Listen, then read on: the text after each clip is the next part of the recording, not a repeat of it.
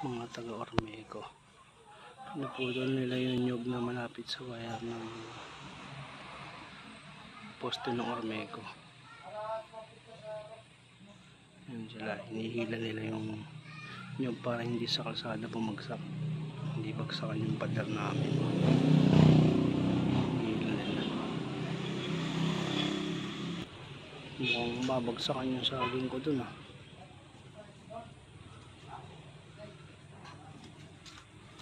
Mababagsakan yata yung saging ko. Mababagsakan na yun. Pag hinila, dito hilahin mapunta yung nyug eh. Taas na kasi oh. Sakto pala yung bangkal dun oh. Naging hilahan. Ang ganda pa naging hilahan ng bangkal.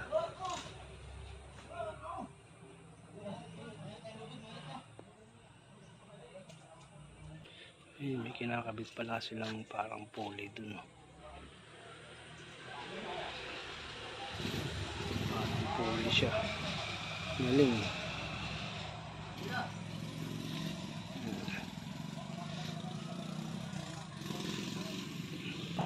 Ayan, nag-uumpisa na silang lagariin yung puno.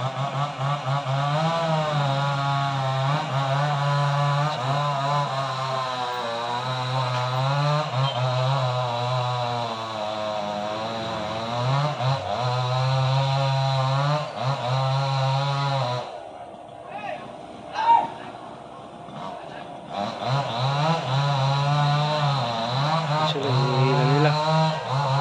Hinihila nila pag ganun. Ayun, mabagsak na. Boom!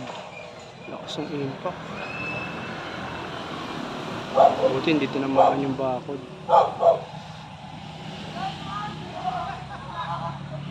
Buti hindi tinamaan yung saging ko. Talagang muntik lang mahagip yung gate.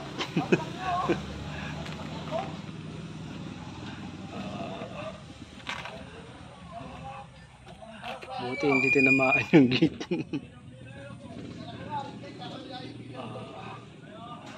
Okay na. Yan, tatanggal na nila yung mga dahon.